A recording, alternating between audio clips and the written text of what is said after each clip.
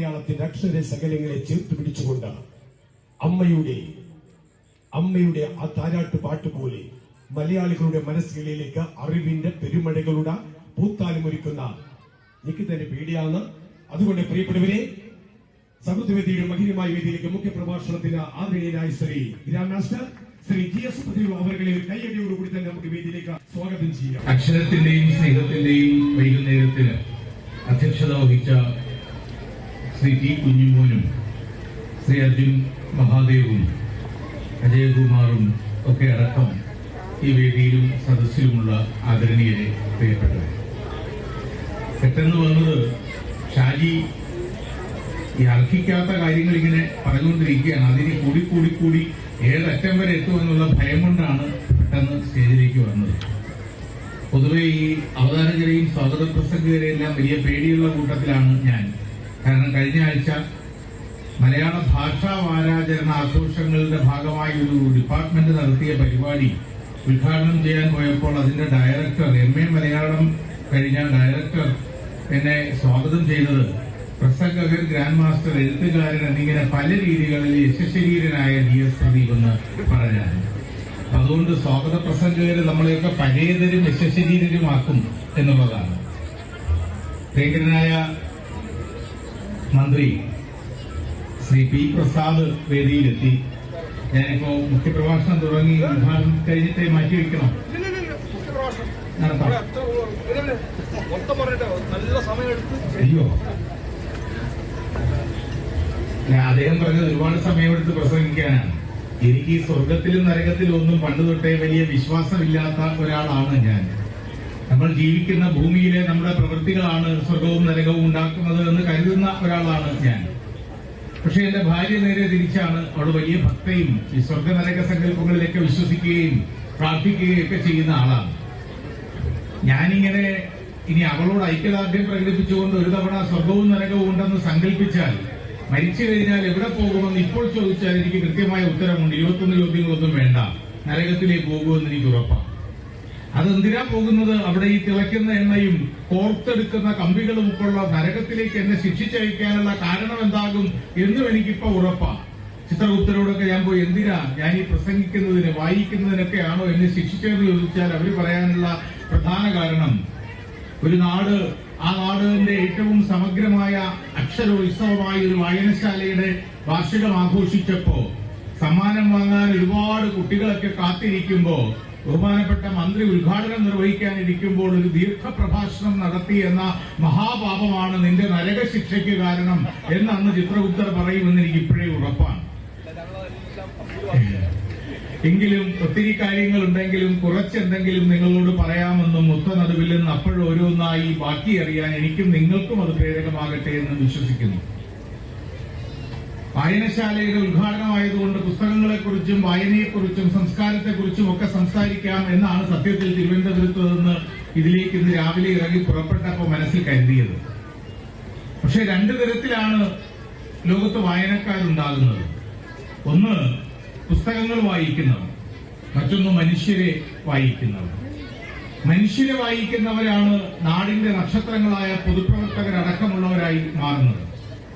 ആദർശദീപ്തിയിൽ കളിക്കുന്ന പതാകകൾ തങ്ങളുടെ ജീവിതത്തിനെ ഏറ്റവും ലളിതമാക്കുകയും ചിന്തയെ ഏറ്റവും ഉയർന്നതാക്കുകയും ചെയ്യും എന്ന അടിവരയിട്ടുകൊണ്ട് ലളിതമായ ജീവിതവും ഉയർന്ന ചിന്തയും പാലിക്കുന്ന പ്രിയങ്കരനായ ശ്രീ P പ്രസാദ് അടക്കം മനുഷ്യരെ വായിക്കുന്നവർ ഒരുപാടുള്ള ഒരു പ്രദേശമാണിത് എന്നെനിക്ക് നേരത്തെ അറിയാം.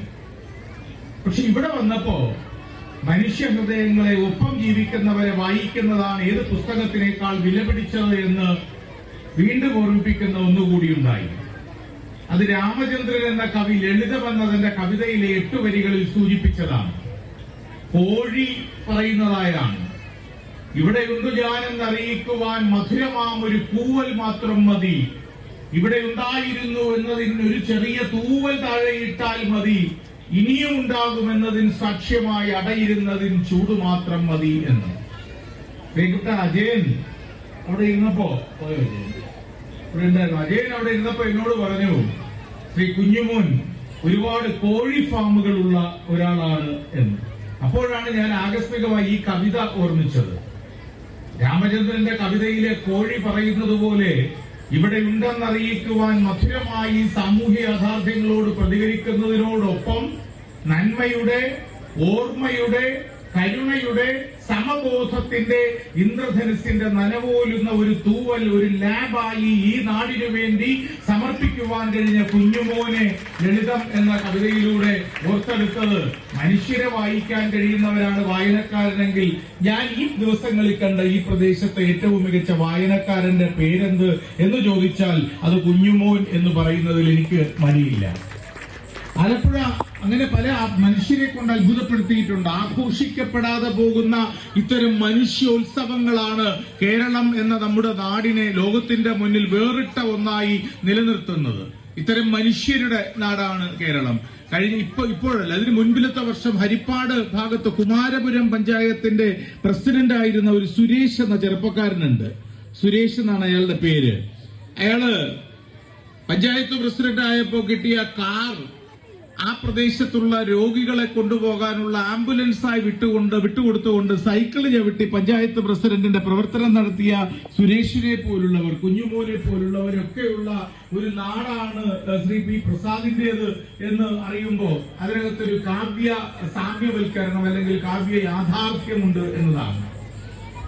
ഇനി വായനശാലയുടെ വാർഷികാഘോഷത്തിനെ കുറിച്ച് സത്യത്തിൽ ഇവിടെ ഞാൻ നേരത്തെ എത്തി. ഞാൻ 4 മണിക്ക് എത്തി. അത് കഴിഞ്ഞിട്ട് 5:30 മണി എന്ന് പറഞ്ഞതുകൊണ്ട് ഞാൻ 6 മണിക്ക് ഇവിടെ വന്ന് കുറെ നേരം മുമ്പിലിരുന്നപ്പോ സത്യസന്ധമായി പറഞ്ഞാൽ ഇവിടെ നിന്ന് പോയിട്ട് വരാമെന്ന് പറഞ്ഞ് പോയത് വേറൊന്നും കൊണ്ടല്ല, അതിഗംഭീരമായ സൗണ്ട് സിസ്റ്റമാണ് നമ്മുടേത്. അപ്പൊ അവിടുത്തെ കസേരയിൽ ഇരുന്നപ്പോ ഈ സൗണ്ട് സിസ്റ്റത്തിന്റെ അതിന്റെ ഒരു ശബ്ദം നെഞ്ചിനകത്ത് വല്ലാതെ കിടന്ന് പടകൊട്ടും പോലുള്ള ശബ്ദം കേട്ടതുകൊണ്ട് ഞാൻ വിചാരിച്ചൊന്ന് പോയിട്ട് വരാം എന്നാണ്. ഈ ശബ്ദങ്ങൾ മുഴക്കുവാൻ ഒരു നാടിന് കഴിയുന്നത് ആ നാടിന്റെ വായനയിലൂടെ, വായനശാലകൾ ഉയർത്തുന്ന സംസ്കാരത്തിലൂടെയാണ്. നമ്മൾ ഇന്ന് കാണുന്ന രീതിയിൽ ലോകത്തിന്റെ മുന്നിൽ മാതൃകകളില്ലാത്ത ഉയർന്ന നിലയിലേക്ക് കേരളം എന്ന നാടെത്തുന്നതിന് പിന്നിലുള്ള ചരിത്രവും വളരെ വലുതാണ്. അത് സാംസ്കാരികവും സാമൂഹികവുമായ നവോത്ഥാനങ്ങളുടെ കൂടി ചരിത്രമാണ്. ഒരുപാട് വാഹനങ്ങൾ നമ്മൾ പിന്നീടൊക്കെ കണ്ടിട്ടുണ്ട് എങ്കിലും, വളരെ വേഗതയിൽ സഞ്ചരിക്കുന്ന വാഹനങ്ങളൊക്കെ നമ്മുടെ നാട്ടിലുണ്ട് എങ്കിലും, കേരളത്തിൽ ഏറ്റവും കൂടുതൽ വേഗതയിലും ഏറ്റവും കരുത്തോടും കൂടി സഞ്ചരിച്ച വാഹനം ഏതെന്ന് ചോദിച്ചാൽ സത്യത്തിൽ അതൊരു കാറോ ബസ്സോ ട്രെയിനോ വിമാനമോ ഒന്നും ആയിരുന്നില്ല. ഇന്നത്തെ വേഗതയിലേക്ക് ഈ കേരളം എന്ന നാടിനെ പോയ കാലത്തെ ഇരുട്ടുകളിൽ നിന്ന് മുന്നോട്ട് കൊണ്ടുവന്ന വാഹനം ഒരു വില്ലുവണ്ടിയാണ്. മഹാത്മാ അയ്യങ്കാളി കുതിച്ചെത്തിയ വില്ലുവണ്ടിയോളം വേഗവും ശക്തിയും കരുത്തും ഉണ്ടായിരുന്ന ചരിത്രമില്ല കേരളം എന്ന നാടിന്റെ ഒരു വാഹനത്തിനും. അതൊക്കെ ഓർമ്മിപ്പിക്കുവാൻ കഴിയുന്ന സാമൂഹിക നവോത്ഥാനത്തിലൂടെ ഉരുത്തിരിഞ്ഞു വന്നതാണ്. അവരാരും ഈ കുഞ്ഞുമോന്റെ കാര്യം പറഞ്ഞതുപോലെ അവർക്കൊക്കെ പൊതുവായി ഉണ്ടായിരുന്ന ഒരു കാര്യം, എന്താ ഈ കോടതിയിൽ നിന്ന് റിട്ടയർ ചെയ്തെന്ന് കുഞ്ഞുമോൻ പറഞ്ഞ ഞാൻ കേട്ടു. പിന്നെ ഈ കുറെ കോഴി ഫാം ഉണ്ടെന്ന് അജയനും പറഞ്ഞറിഞ്ഞു. ഈ കുഞ്ഞുമോൻ കോടതിയിൽ നിന്ന് റിട്ടയർ ചെയ്തിട്ട് കോഴി ഫാം ഉണ്ടായിട്ടും 10-20 വർഷക്കാലമായി ഈ നാട്ടിലെ വായനശാലയുടെ പ്രസിഡന്റായി തന്നെ തുടരണമെന്നും തന്റെ കയ്യിലുള്ള വസ്തുവൊക്കെ ഈ നാട്ടിലെ ജനങ്ങൾക്ക് വേണ്ടി ചെയ്യണമെന്നും കരുതുന്നുവെങ്കിൽ അതിനൊരു കാരണമേ ഉള്ളൂ. ആ കാരണത്തിന്റെ പേരാണ് സംസ്കാരം. അതിന് ഒരു കാരണമേ ഉള്ളൂ എന്ന് പറഞ്ഞത് ആ കാരണത്തിനേക്കാൾ വലിയ സാംസ്കാരിക ബോധ്യങ്ങളുമില്ല, അറിവുമില്ല. ആ കാരണത്തിന്റെ പേര് ഞാൻ എപ്പോഴും പറയും ചുംബനം എന്നാണ്. നന്നായി ചുംബിക്കാൻ അറിയാവുന്ന ഒരാളാണ് കുഞ്ഞുമോൻ എന്നുള്ളതാണ് അതിന്റെ അർത്ഥം. ചിലരുടെയൊക്കെ മുഖം മാറി, ഇയാൾ എന്താ ഈ പറയുന്നത്, പരസ്പരം ഒന്നുമില്ലാതെ അല്ലേ? ശരി, ചുംബിക്കാൻ നമുക്ക് എന്താ വേണ്ടേ ചുംബിക്കാൻ ചുംബിക്കാൻ എന്താ വേണ്ട? കൈകാലുമാണോ? ഉറക്കെ പറയൂ. ചുണ്ടല്ല, ചുണ്ടുകൾ ഉള്ളതുകൊണ്ട് ചുംബിക്കാൻ കഴിയണമെന്നൊന്നുമില്ല. ഞാനിന്ന് രാവിലെ ഉറങ്ങിയിരുന്നേക്ക് നമ്മൾ ഇങ്ങനെ ഇരിക്കുമെന്ന് വിചാരിച്ചാൽ ചുംബനമൊന്നും നടക്കില്ലല്ലോ. ചുണ്ടുകൾ തമ്മിൽ പരസ്പരം കൂട്ടിമുട്ടുന്ന ആ നിമിഷത്തിലുണ്ടാകുന്ന ഇന്ദ്രജാലം, ഇടിമിന്നൽ, അതാണ് ചുംബനം. ഞാൻ എന്ന് പറഞ്ഞാൽ അതിന് എന്ത് അടിസ്ഥാനത്തിൽ, എന്ത് അഹന്തയിലായാലും അധികാരത്തിന്റെ, പണത്തിന്റെ, ധനത്തിന്റെ, ജാതി മത വർഗ വരേണ്യ പെരുമയുടെ എന്തിന്റെ പേരിലും ഞാൻ എന്ന് ഓരോ തവണ പറയുമ്പോഴും ഈ ചുണ്ടുകൾ തമ്മിൽ അകന്നു പോകും. ചുണ്ടുകൾ കൂടിച്ചേരില്ല, ചുംബനം നിഷേധിക്കപ്പെടും.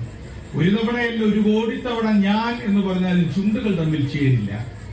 മറ്റൊരാളിനെ അപരനായി കണ്ടിനി നീ എന്നൊന്ന് വിളിച്ചു നോക്കൂ, അപ്പോഴും അത് എന്ത് വ്യത്യാസത്തിന്റെ, ജാതി മത കുല വർഗ വർണ്ണ പണ മണ നിറ ലിംഗ ഭാഷാ ദേശഭേദങ്ങൾ ഏതിന്റെ പേരിലും നീ എന്ന അപരത്വം കൽപ്പിച്ച് മറ്റൊരാളിനെ മറ്റൊന്നായി കണ്ടാൽ അവിടെയും ഈ ചുണ്ടുകൾ അടുക്കില്ല, അകന്നു പോവുകയുള്ളൂ, ഇരു ധ്രുവങ്ങളിലേക്ക് എന്നതുപോലെ. ഞാൻ എന്ന വാക്കിൽ കൂടിച്ചേരാത്ത ചുണ്ടുകൾ വിലക്കുന്ന ചുംബനം, നീ എന്ന വാക്കിൽ അകന്നു പോകുന്ന ചുണ്ടുകൾ നിഷേധിക്കുന്ന ആ ചുംബനം, അത് സാധ്യമാകുന്നത് മനസ്സിന്റെ ആഴത്തിൽ നിന്ന് 1000 തവണ 1000 കോടി തവണ ഞാനെന്നും 10,000 കോടി തവണ നീയെന്നും പറയുമ്പോഴല്ല, ഹൃദയത്തിന്റെ ആഴത്തിൽ നിന്ന് ഒരൊറ്റ തവണയെങ്കിലും നമ്മൾ എന്ന വാക്കു പറയാൻ കഴിയുമ്പോൾ മാത്രമാണ് ഈ ചുണ്ടുകളുടെ കൂടിച്ചേരൽ സാധ്യമാകുന്നത്. നമ്മൾ എന്ന് പറയാൻ കഴിയുന്നവന്റെ പേരാണ് ഞാൻ ഈ പറഞ്ഞ ചുംബനം സാധ്യമാക്കുന്നവൻ എന്ന്. കുഞ്ഞുമോനെ വ്യത്യസ്തരാക്കുന്നത്, അല്ലെങ്കിൽ ഇതുപോലുള്ള നിരവധി കുഞ്ഞുമോന്മാരുടെ ഒരുമിച്ച് ചേരലിലൂടെ ഈ നാട് അതിന്റെ സാംസ്കാരിക ഉന്നമനത്തിലേക്ക് എത്തിയതിന് പിന്നിലെ കാരണം ഇവരൊക്കെ പലപ്പോഴും ഞാൻ നീ എന്നത് ഉപേക്ഷിച്ച് നമ്മൾ എന്ന ബോധ്യത്തിൽ അടയിരുന്നത് കൊണ്ടാണ്. ആ അടയിരുന്നതിന്റെ ചൂടിൽ വിരിയുന്ന ആശയത്തിന്റെ മുട്ടകൾ കൊണ്ട് സഫലമാകും ഈ നാടിന്റെ നാളകളുടെ ആകാശവും ഈ കുഞ്ഞുങ്ങളുടെ നക്ഷത്ര ദീപ്തിയിൽ തിറയുന്ന ഭാവി ആകാശങ്ങൾ. അവിടെയാണ് ഇവിടെ ഒരുപാട് സമ്മാനങ്ങൾ മത്സരങ്ങളൊക്കെ നടത്തിയെന്ന് തോന്നുന്നു അല്ലെ? സംസ്ഥാനതല ക്വിസ് മത്സരം ഒക്കെ ഉണ്ട്. ഈ മത്സരങ്ങളുടേതായ ഒരു ലോകമാണ് നമ്മുടേത്.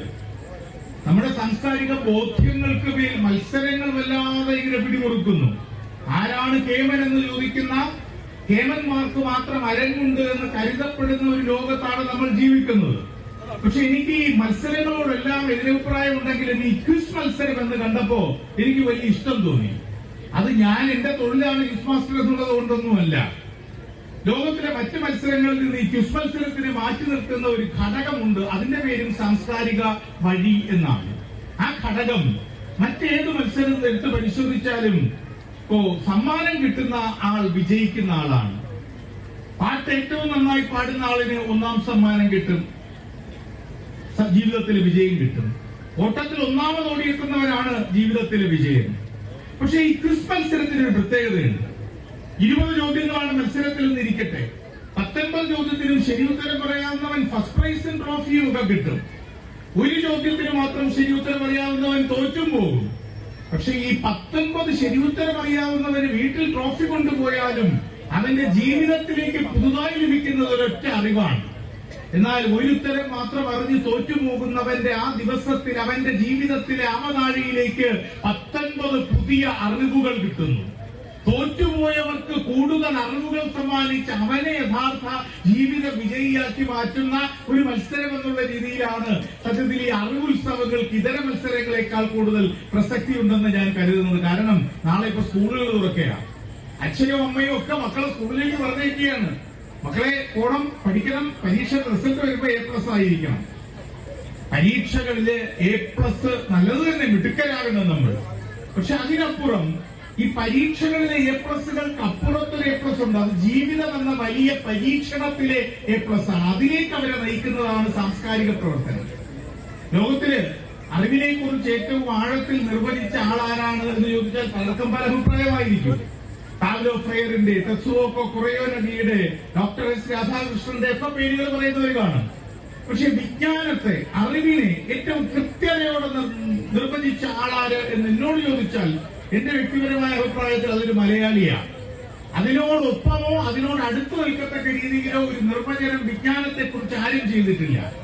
അത് അറിവിലും ഏറി അറിഞ്ഞിരുന്നവൻ തൻ ഉരുവിലും ഒത്തു പുറത്തും ഉജ്ജ്വലിക്കും, കരുവിന് കണ്ണുകൾ അഞ്ചുമുള്ളടക്കി തെരുതര വീണ് വണങ്ങി യോതിടേണം എന്ന നിർവചനമാണ്.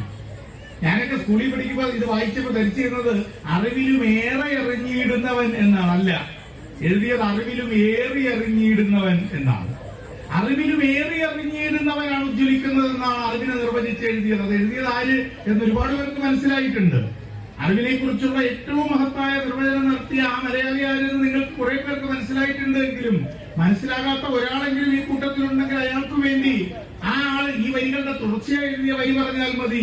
അവനവൻ ആത്മസുഖത്തിനാചരിക്കുന്നവ അപരന് സുഖത്തിനായി വരേണം എന്ന് ഗുരുദേവന്റെ, സാക്ഷാൽ ശ്രീനാരായണ ഗുരുവിന്റെ വരികളാണിത്. അപ്പോ അറിവിലും ഏറെ അറിഞ്ഞിടുന്നവരെന്നാണ് ഗുരുദേവൻ എഴുതിയത്. അറിവിലും ഏറെ അറിഞ്ഞിടുന്നവരെന്നല്ല. അറിവിലും ഏറെ അറിഞ്ഞാൽ ഈ ക്വിസിൽ 1ാം സമ്മാനം കിട്ടും, പരീക്ഷയിൽ A+ കിട്ടും, മിടുക്കനാകാം.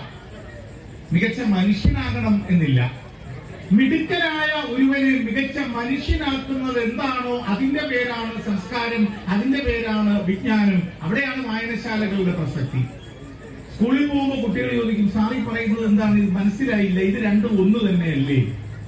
അറിവിലും ഏറെയും അറിയുന്നത് ഒന്നല്ലേ? അറിവും വിജ്ഞാനവും ഒന്നല്ലേ? കുട്ടികൾക്ക് പറഞ്ഞു കൊടുക്കാനുള്ള ഏറ്റവും എളുപ്പമുള്ള മാർഗം എന്ന് പറയുന്നത് എക്കാലത്ത് ഗാന്ധിയാണ്. ഗാന്ധിജിയെ കുറിച്ച് പറയുന്നതാണ് വ്യത്യാസം പഠിപ്പിക്കാൻ എളുപ്പം. ഗാന്ധിജി എവിടെയാ ജനിച്ചേ? ഇഷ്ടമൊക്കെ അറിഞ്ഞതല്ലേ? എവിടെയാ ജനിച്ചേ? ഗാന്ധിജി എവിടെയാ ജനിച്ചേ? പറഞ്ഞോ, ഉറക്കെ പറയേ. ഗുജറാത്തിലെ പോർബന്ദർ.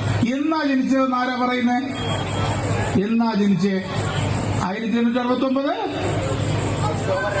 ഒക്ടോബർ 2. ഉറക്കെ പറഞ്ഞോ? ശരി.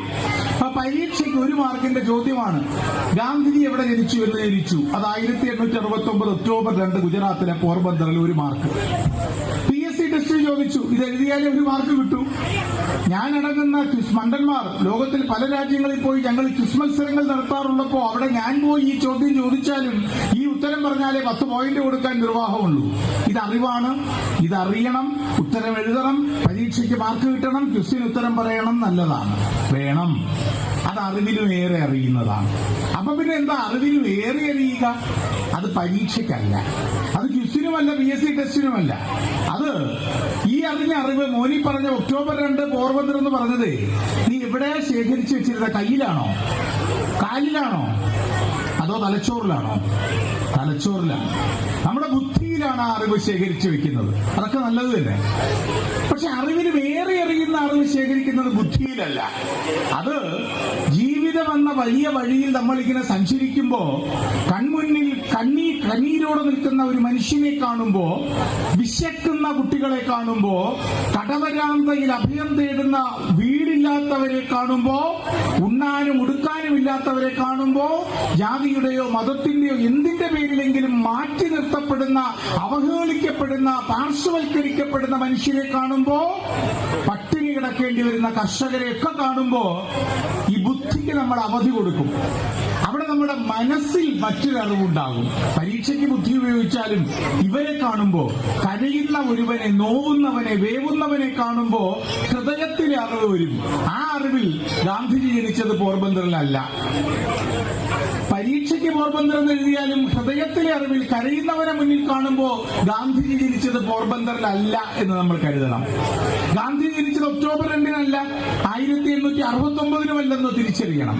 അത് വിജ്ഞാനമാണ്. ഗാന്ധിജി ജനിച്ചത് 1893-ൽ കട്ടുത്ത മഴ പെയ്ത ഒരു രാത്രിയിൽ, ഇടിയും മിന്നലും നിറഞ്ഞും പടർന്നും കത്തിയ ഒരു വർഷകാല രാത്രിയിൽ, 1893 ജൂൺ മാസം 8-ാം തീയതിയിൽ പോർബന്ദറിലോ ഗുജറാത്തിലോ ഇന്ത്യയിലോ അല്ല, മറിച്ച് ദക്ഷിണാഫ്രിക്കയിലെ പീറ്റർ മേരീസ്ബർഗ് എന്നു പേരുള്ള ഒരു റെയിൽവേ സ്റ്റേഷനിൽ 1-ാം ക്ലാസ്സിൽ യാത്ര ചെയ്യാനുള്ള ടിക്കറ്റ് കയ്യിലുണ്ടായിട്ടും നിറം കറുപ്പായി പോയതുകൊണ്ട് കറുത്തവനെ വെള്ളക്കാരൻ ഇടങ്കാലുകൊണ്ട് പുറത്തേക്ക് തൊഴിച്ചെറിഞ്ഞ നിമിഷത്തിൽ നിറത്തിന്റെ പേരിൽ മനുഷ്യനെ വേർതിരിക്കുന്നതിനെതിരെ പ്രതികരിക്കാൻ ഉറച്ചതും ഉറപ്പിച്ചതുമാകും എന്റെ ജീവിതമെന്ന് ശപഥം ചെയ്ത ആ മുഹൂർത്തത്തിലാണ് മോഹൻദാസ് കരംചന്ദ് മരിച്ചതും ഗാന്ധിജി ജനിച്ചതും എന്ന് നമ്മൾ അറിയുന്ന മറ്റൊരറിവുണ്ട്. അത് അറിവിൽ നിന്നും വിജ്ഞാനത്തിലേക്കുള്ള ഒരു സഞ്ചാരമാണ്. അല്ലെങ്കിൽ അറിവിലും ഏറെ അറിയുന്നതിൽ നിന്നും അറിവിലും ഏറെ അറിയുന്നതിലേക്കുള്ള യാത്രയാണ്. ആ അറിവിലും ഏറെ അറിയുന്നവരുടെ പേരാണ്, ആ പ്രക്രിയയ്ക്ക് നമ്മളെ പ്രാപ്തമാക്കുന്നതിന്റെ പേരാണ് സംസ്കാരം എന്നത്. അത് ഈ വായനശാലകളിലൂടെയാണ് ഏറ്റവും ശക്തമായ അതിന്റെ വേരുകൾ കണ്ടെത്തിയത്. ഈ ഇങ്ങോട്ട് വന്നപ്പോ എന്റെ ഡ്രൈവർ തിരുവനന്തപുരത്തുകാരൻ തന്നെയാണ്. ഇത് പാസ് ചെയ്ത് ആദ്യം പാസ് ചെയ്ത് ഞാൻ അത് എവിടെ ആയിരിക്കില്ല, അല്ല ഇതെന്തോ ക്ഷേത്രത്തിലെ ഉത്സവമാകും എന്നാണ്. ഒരു നാട് ഉത്സവം പോലെ ആഘോഷിക്കേണ്ടത് ആ നാടിന്റെ വായനശാലകളുടെ കൂട്ട കൂട്ടായ്മകൾ തന്നെയാണെന്ന് അടിയുറച്ച് പ്രഖ്യാപിക്കുവാൻ ഈ നാടിന് കഴിയുന്നു എന്നതും ആഹ്ലാദകരം തന്നെ. ഈ വായനശാലകളുടെ ലൈബ്രറികളുടെയൊക്കെ പിതാവായിരുന്ന മനുഷ്യനുണ്ട് SR രംഗനാഥ്. അദ്ദേഹത്തിന്റെ വിശ്വപ്രശസ്തമായ ഒരു സ്റ്റേറ്റ്മെന്റ് ഉണ്ട്: ആസിരിയറുകളും വൈസ് ചാൻസലറുകളും ഇല്ലാമൽ പൽക്കലെ ഘടകങ്ങൾ താൻ മൂലകങ്ങൾ. അധ്യാപകരും വൈസ് ചാൻസലർമാരും ഇല്ലാത്ത സർവകലാശാലകളുടെ പേര് ലൈബ്രറികളാണ് എന്ന് SR രംഗനാഥിന്റെ പ്രസ്താവന. പുസ്തകങ്ങൾ നമ്മളെ പഠിപ്പിക്കുന്നത് മനുഷ്യനെ വായിക്കാനാണ്, നമ്മളെ മാത്രം വായിക്കുവാൻ അല്ല. അതുകൊണ്ടാണ് കേരളത്തിന്റെ നവോത്ഥാനത്തിന്റെ 20ാം നൂറ്റാണ്ടിന്റെ രണ്ടാം പകുതിയിലെ ഏറ്റവും പ്രധാനപ്പെട്ട പ്രവർത്തകൻ, ശില്പി, നായകൻ ആരെന്ന് ചോദിച്ചാൽ ഞാൻ പറയും എഴുത്തുകാരൊന്നും അല്ല എന്ന് പറയും. കാരണം നമ്മുടെ നാട്ടിലെ കവികൾ, എഴുത്തുകാർ, നോവലിസ്റ്റുകൾ, നാടകപ്രവർത്തകർ ഇവരൊക്കെ വലിയ അത്ഭുതകരമായ സംഭാവനകൾ ചെയ്തിട്ടുണ്ട്, സംശയമൊന്നുമില്ല. പക്ഷെ ആ സംഭാവനകളൊക്കെ നോക്കൂ, പുസ്തകങ്ങളിലൂടെ സൃഷ്ടിക്കുവാൻ കഴിഞ്ഞ സംഭാവനകൾ, എഴുത്തുകാർക്ക് സൃഷ്ടിക്കാൻ കഴിഞ്ഞ സംഭാവനകളൊക്കെ വായിക്കുന്ന സമൂഹത്തിലാണ്, അല്ലെ? വായിക്കുന്നവരിലാണ് ചലനം ഉണ്ടാക്കിയത്. പക്ഷെ പണ്ട് കാലത്ത് ഇന്നത്തെ പോലെ അല്ലല്ലോ. എഴുതാനും വായിക്കാനും അറിയാത്ത നിരക്ഷരരായ ഒരുപാട് മനുഷ്യരുണ്ടായിരുന്നു കേരളത്തിൽ.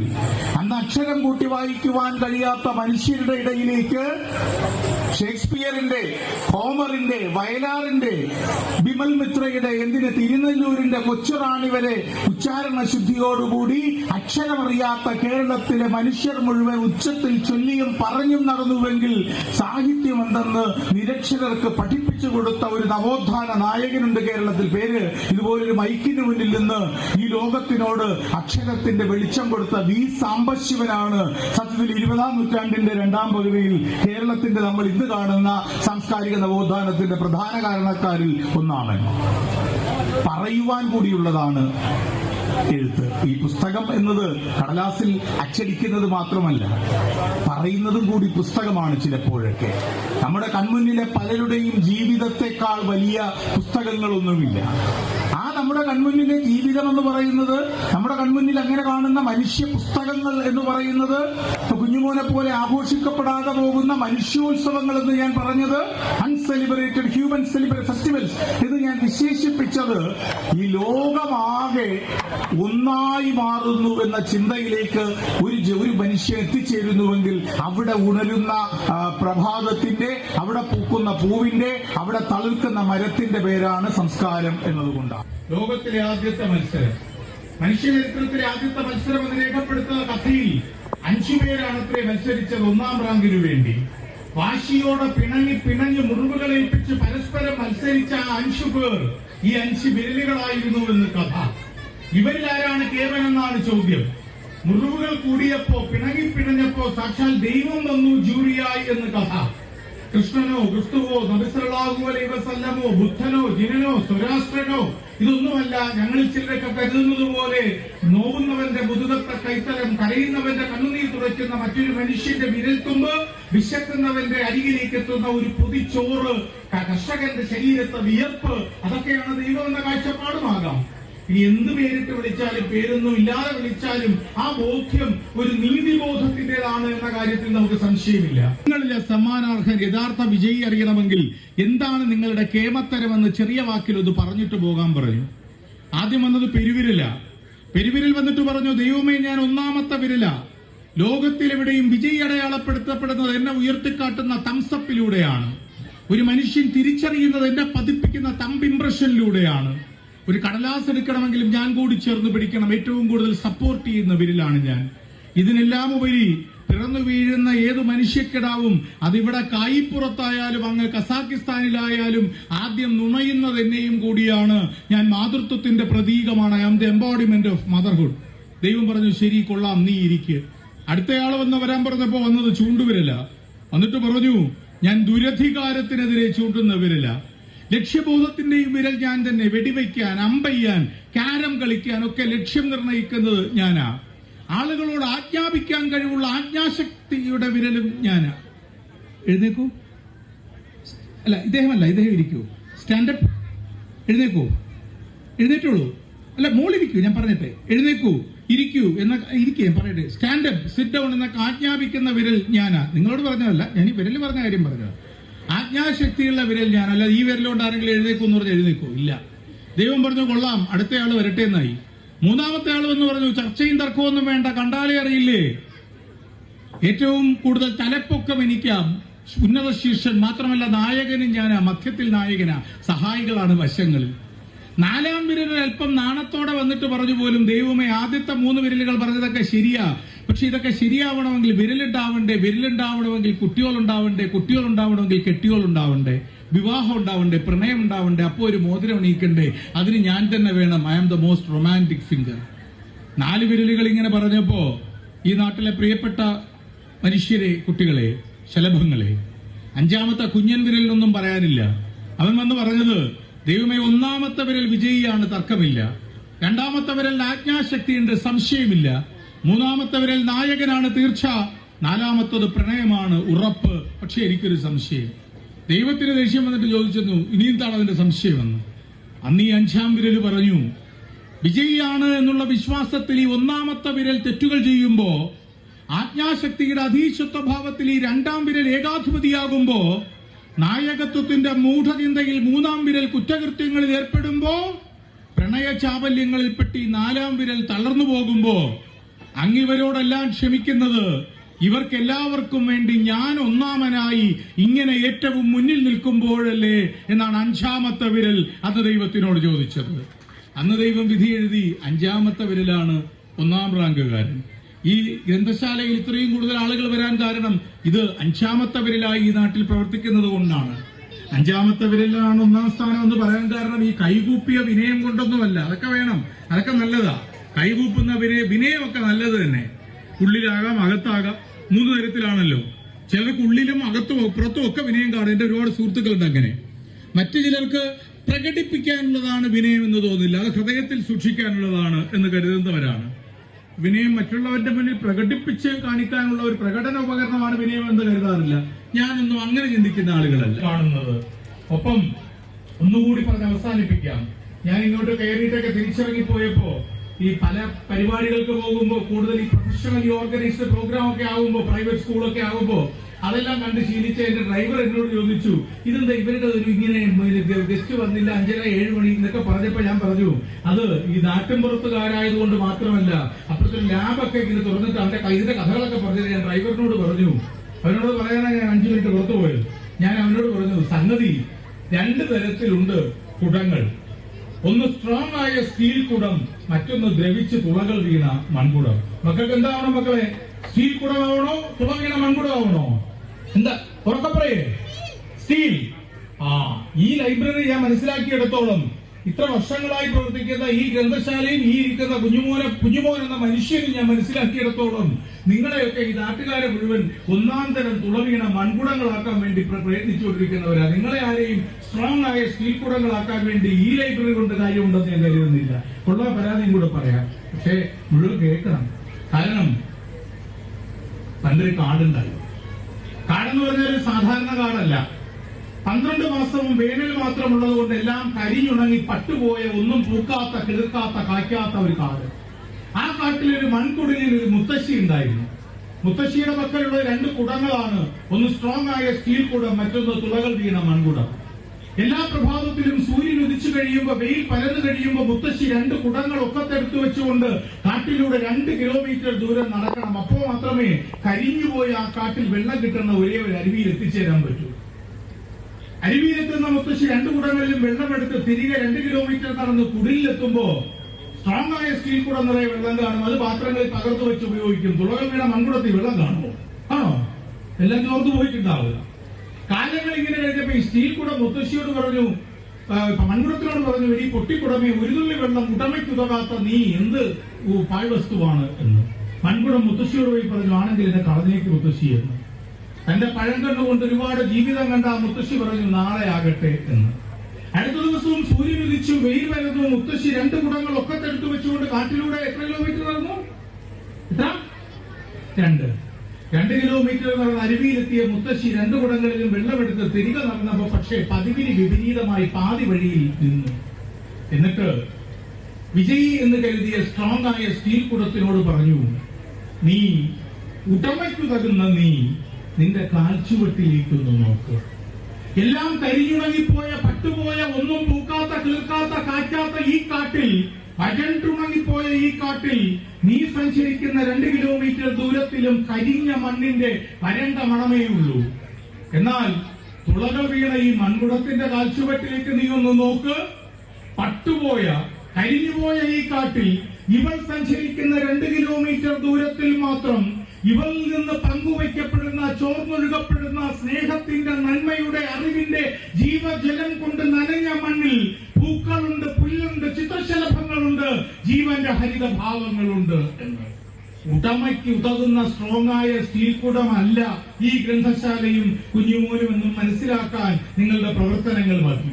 പങ്കുവയ്ക്കപ്പെടുന്ന ജീവജലം കൊണ്ട് അവനവന്റെ ബാങ്ക് ബാലൻസിൽ നഷ്ടമുണ്ടായാലും ഒരു നാടിൽ മുഴുവൻ പുതിയ ജീവൽഭാവങ്ങളും സർഗാത്മക സാംസ്കാരിക അവബോധങ്ങളും ഉണ്ടാക്കുവാൻ യത്നിക്കുന്ന തുളകൾ വീണ ഈ മൺകുടത്തിന്റെ പ്രവർത്തനത്തെ നെഞ്ചിലേറ്റുന്ന കായിപ്പുറത്തിന്റെ നാട്ടുകാരെ ഈ സന്ധിയിൽ കാണാൻ കഴിഞ്ഞതിൽ വലിയ ആഹ്ലാദം രേഖപ്പെടുത്തിക്കൊണ്ട് ശ്രീരംഗം ശ്രീനിവാസൻ എന്ന മഹാകവി ശ്രീ തെലുങ്കിൽ എഴുതിയ വരികളുടെ അർത്ഥം സൂചിപ്പിക്കുന്നത് പോലെ ഈ നാട്ടിൽ ഇനിയും ഈ ഗ്രന്ഥശാലയുടെ കൂട്ടായ പ്രവർത്തനങ്ങളാൽ ഒരു ഉഗ്രൻ അഗ്നികുണ്ഠം ആകാശത്തിൽ നിന്ന്, ഈ നാടിന്റെ ആകാശത്തിൽ നിന്ന് വൈജ്ഞാനികമായ അഗ്നികുണ്ഠം ഒരുക്കപ്പെടാനിരിക്കുന്നു എന്ന് തീർച്ച. അന്ന് അതിന്റെ ചൂടേക്കാൻ അവസരം കിട്ടിയില്ലെങ്കിലോ എന്ന ഭയം കൊണ്ട് മുന്നോടിയായി കൊളുത്തിവെച്ച ഒരു കൊച്ചു കൈവിളക്കു മാത്രമാണ് ഈ സന്ധിയിൽ പറഞ്ഞ അധികരിച്ച വാക്കുകളെന്ന് ഓർമ്മിപ്പിച്ച് ഈ നാട്ടിൽ ഈ കൂട്ടായ്മ, ഈ അക്ഷരക്കൂട്ടം സൃഷ്ടിക്കും. മനുഷ്യനന്മയുടെ മഹാമഴപ്പെയ്ത്ത് എന്നെനിക്ക് ഉറപ്പ്. അതിൽ നനയാൻ ഭാഗ്യം കിട്ടിയില്ലെങ്കിലോ എന്ന ഭയം കൊണ്ട് ചഞ്ചലമാകാത്ത നെഞ്ചിടിപ്പിന്റെ 2 ആവർത്തനങ്ങൾ ഉരച്ചൊഴുക്കിയ 2 തുള്ളി കണ്ണുനീർ മാത്രമാണ് പങ്കുവച്ച വാക്കുകളെന്ന് ഓർമ്മിപ്പിച്ച് നിങ്ങളുടെ അഗ്നിക്ക് എന്റെ വാക്കിന്റെ വിളക്കും, നിങ്ങളുടെ വൈജ്ഞാനിക മഹാമഴയ്ക്ക് കയ്യക്ഷരത്തിന്റെ കണ്ണുനീരും പകരം വെച്ച് അടച്ചുവയ്ക്കുന്നു വാക്കിന്റെ പുസ്തകം സ്നേഹം.